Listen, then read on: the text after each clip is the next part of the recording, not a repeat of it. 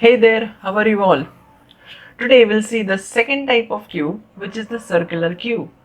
In linear queue, we have discussed that the insertions can be done only at the one end, called the rear, while the deletions are always done from the other end, called the front.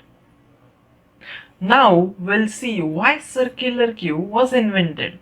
What is the purpose of this? What is the advantage of this over the simple queue? So let's see. Consider a scenario where our queue is full and we are performing the two successive deletions. So what would be our front?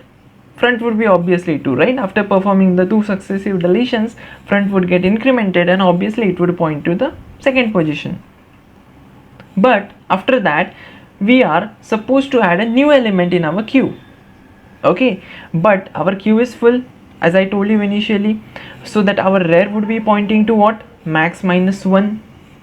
And also we have performed the two deletions. Even though there is space available after deleting the elements, the overflow condition still exists because the condition rear is equal to max minus 1 still holds good. So this is the major drawback of a linear queue.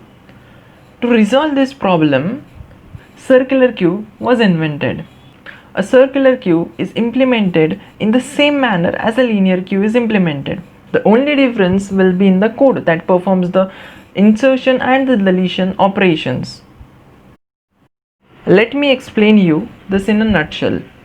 Just take a simple queue, okay, and join both the ends. Okay, so I hope the concept is clear. A circular queue is so simple. Just you take the simple queue and join both its ends. So this circle is formed. If you can't imagine, see this video.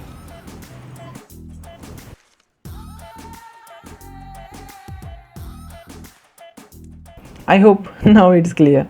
So let's get started. Flow of the program is same as that of the simple queue. There are 5 parts. Part 1 consists of the header files, which include the studio.h, conaio.h, hash define max, which is the max size of our queue. Also the declarations of our enqueue function, dequeue function and the display function.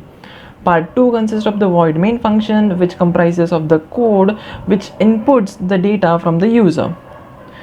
Third part is our enqueue function, which processes the data which is inputted from the user in our void main function and inserts that data into the queue. Part 4 is the dequeue function, which simply deletes an element from our queue. Part 5 is the display, which displays all the elements in our queue. So let's take a look at enqueue function. Enqueue function is so simple.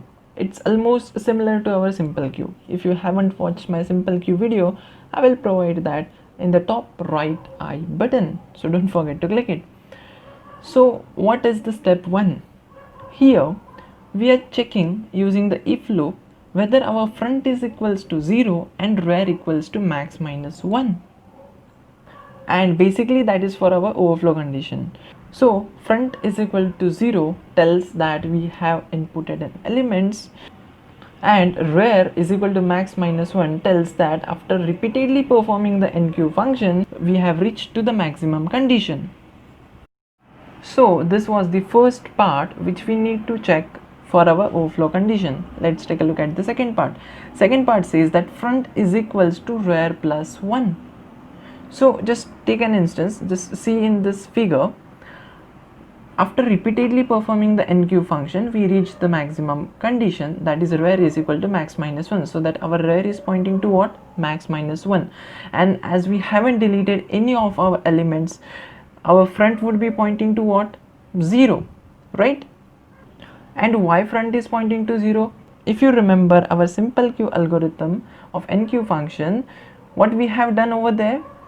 Initially front and rear was equals to minus 1, which tells us that our queue was empty, and once we add our first element, both front and rear was set to 0, and that's the reason why our front is 0, right? So okay, let's get back.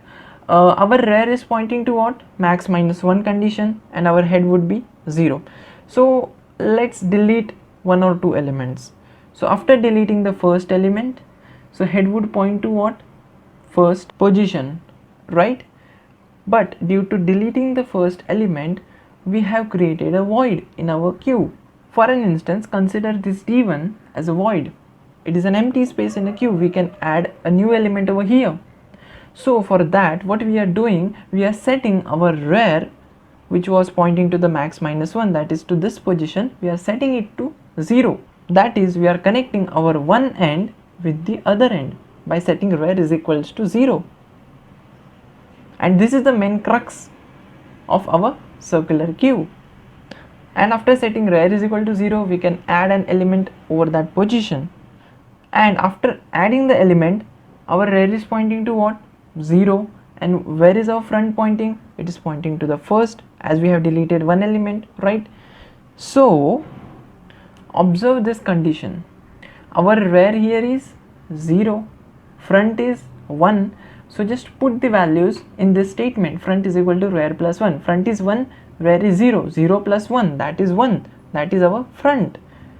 And see, we have attained the condition of overflow. So this is how front is equal to rear plus 1 is our condition for overflow. Now let's take a look at step 2.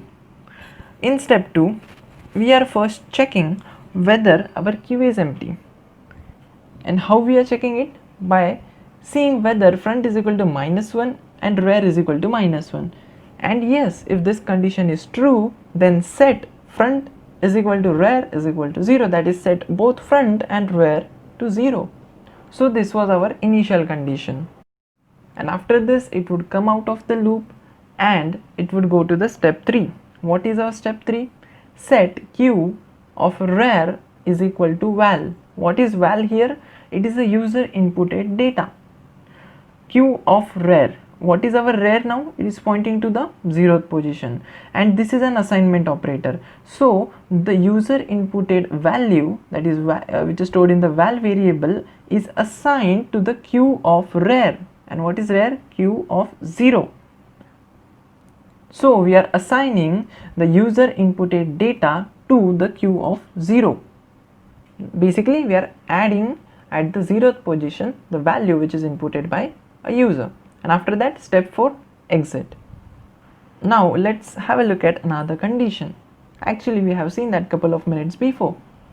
Now consider our queue is full, that is, rear is pointing to the max minus 1, and we have deleted some elements.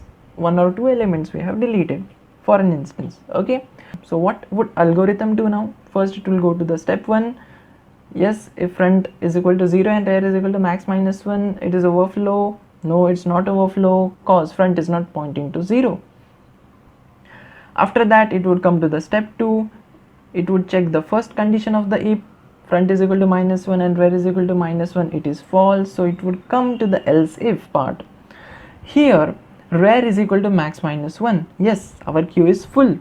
And front is not equal to 0. Yes, this condition is also true. Just focus on this. And okay, both conditions must be true to execute the following statement, that is, rear is equal to 0. So rear is equals to max minus 1. Yes, our queue is full, and front is not equals to 0. Yeah, it would not be equal to 0 as we have deleted some elements. So if this condition is true, what would happen? Set rear is equals to 0. That is, rear, what is rear pointing to now? It is pointing to max minus 1, and after this condition goes true, it would point to 0, that it would form a loop from max minus 1 to the 0. And after that, it would go to the step 3, that is, set queue of rear is equal to val, which would add the user inputted data into our queue, right, and exit from the function.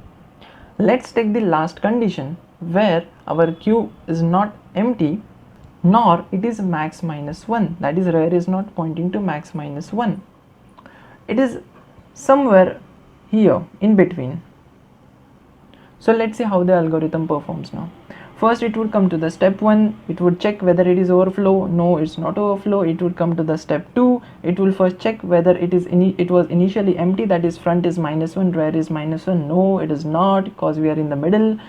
It will check for the second else if part, whether rear is equals to max minus 1 and front is not equals to 0. No, this condition is also false. Then it would come to the else part.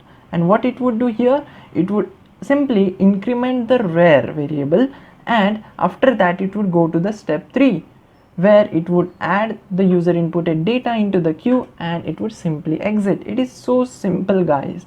If you listen it carefully, the diagram and the algorithm, you would get what is enqueue function in circular queue. Also make a note that front and head both are same, also rear and tail both are same. So let's take a look at dequeue function. In this function, first we are checking for the underflow condition. We are checking whether our front is equals to -1, and yes, if this condition is true, then our queue is underflow.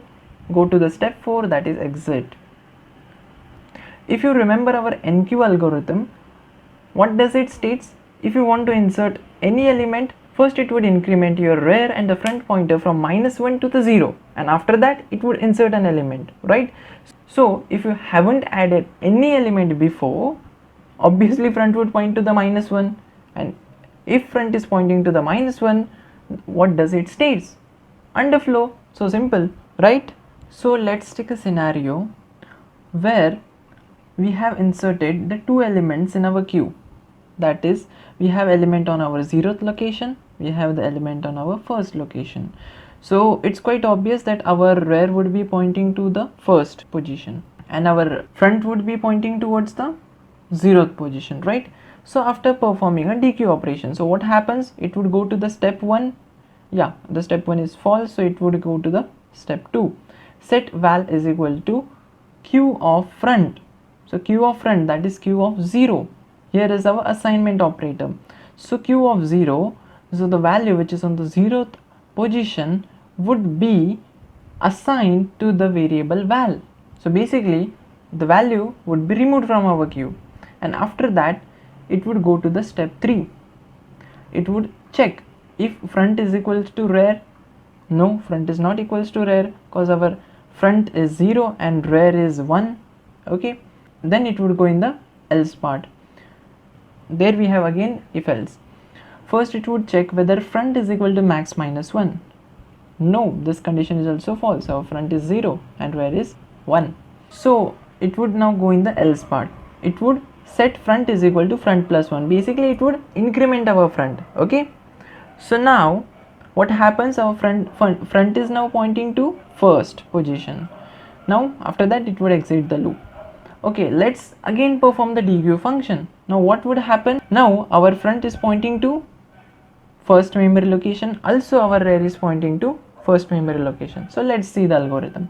In the step 1, no, we are not underflow. So in the step 2, first it would remove an element, so that the element which is in the first position would be removed first, and after that it would go to the step 3. In that it would first check whether front is equals to rear, and yes, this condition is true because our front is pointing to the first position and also our rear is pointing to the first position. That means after this condition is true, we are setting our front and rear is equal to -1. That means whatever the elements were present in our queue, we have deleted all of them, and now we are going to start adding them from our initial condition. And what's our initial condition? That is -1. So setting front and rear is equals to -1, right? Now let's take a scenario where our queue is full, and after repeatedly performing the dequeue operations, we reach to a condition where our front is pointing to the max -1. That is, we are deleting the last element. Okay, so just let's see what happens over here. Consider our front is pointing here, and we have the element present over here and on the position of max -1, and our rear is pointing to the first position, or just take second position.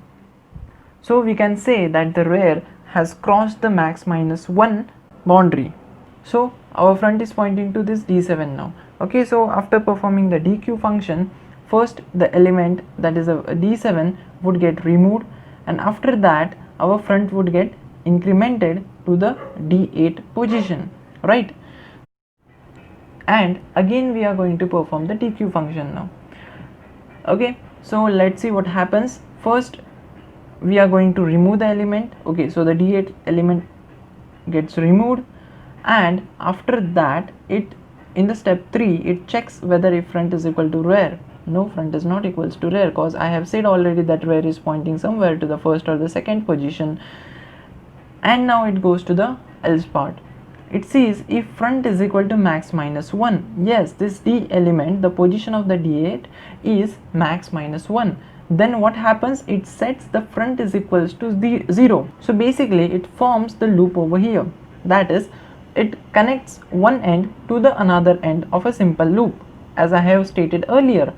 So now our front would be again 0 and the function would get exit on the step 4. Guys, if you understood the simple queues algorithm perfectly, then this is very easy.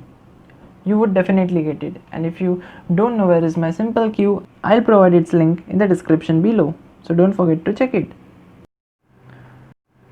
Now let's take a look at some operations. So initially the queue is empty, and hence the front and the rear point to the same location. So initially we are taking the empty condition. So let's say we want to enqueue some element. Let's enqueue the 16. So if you remember our algorithm, while inserting the first element, what happens if our queue initially was empty? Our front and the rear both are minus 1, right? That resembles that our queue was empty. So while inserting our first element, both front and the rear gets initialized to 0, and using the rear pointer on the 0th position, our 16 would get inserted. It's so simple, right? Next, say we want to add 21. So it would go to our algorithm and first check the overflow condition. No, it's false, it's not overflowing.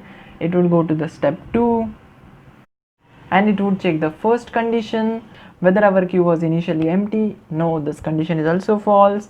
It would go into the else if, whether rear is equal to max minus 1 and front is not equals to 0. This is basically used for looping the two ends, or basically you can say joining the two ends.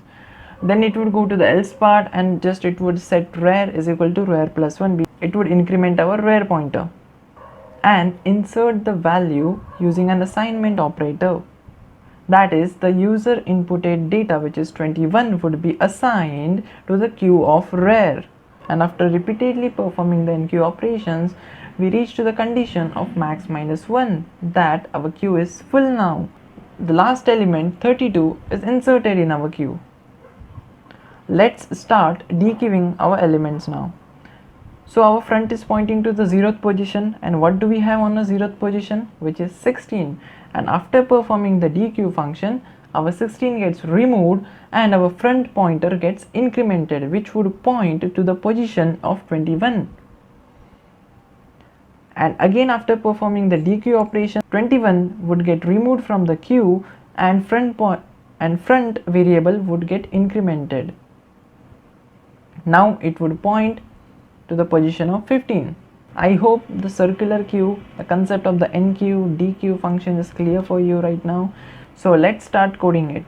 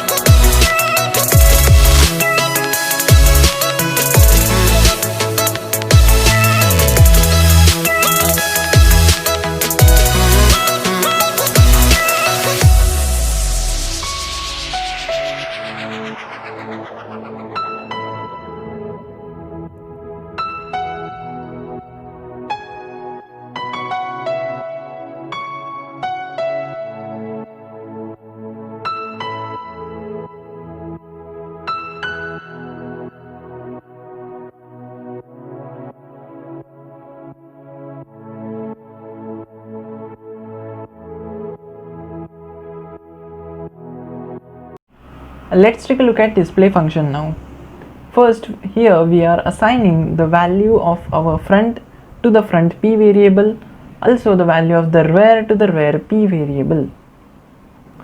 And after that, we are checking whether our queue is empty. And you know, for that what we have to check, whether our front is equals to -1. And if it is equals to -1, our queue is empty. Okay. And after that, if this condition is false, what we are doing? We are printing the elements. While printing, first we'll check whether front p is smaller than or equal to rear p. Try visualizing the things. Okay, front p is smaller than equal to rear p. Imagine that front p is somewhere at 0th position while rear p is somewhere at 3rd position. So what would happen then? Using the while loop, we would print all the values. So we would give the condition to the while loop, that is front p is smaller than or equal to rear p. While this is true, just print the CQ of front p, that is print the Q elements, and after that we are incrementing our front. And if this condition is false, what would be our next condition? Obviously it would be that front p is greater than the rear p. So then it would go into the else part, and after going into the else part, it would print the elements till the max -1, that is till the last. Now think, when this condition arises that front p is greater than rear p, yes, obviously when our rear p has crossed the max -1 and it has again set to 0, okay, then what happens? We are going to print the elements till max -1, and after executing this loop, what we are going to do? We are doing front p is equals to 0. Okay, then what we are doing? We are just crossing the max -1 limit for the front variable and assigning it to 0. And after that, again, if our front p is smaller than rear p, or that is we have added some elements till the 2nd or the 3rd position, we would print that as well using this while loop. I hope it is clear, and if it is not clear, just think about it and visualize it. You will get it for sure. And if not, kindly ping me in the comment. I will help you understanding this better. Let's run the program now.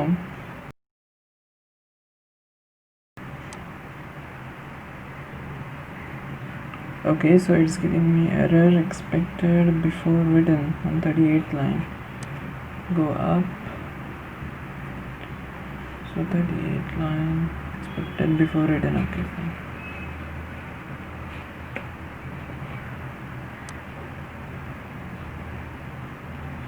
Okay, so let's say I wanna insert 1. Enter the element to insert. I want to insert 2. Again insert 3. Again insert 5. Again insert 7. Again insert 8. Again insert 9. Okay, so it's giving me the message queue overflow. Let's display what do we have. 2, 3, 5, 7, 8. Okay, fine. Let's delete an element. Deleted was 2. Let's again insert 5. Display the elements 3, 5, 7, 8, 5. Okay, correct. Let's quit. I will provide its link in the description below, so don't forget to check the description. That's it for today, guys. Thanks for watching the video. If you like the video, kindly give the thumbs up and hit that subscribe button. Thanks a lot.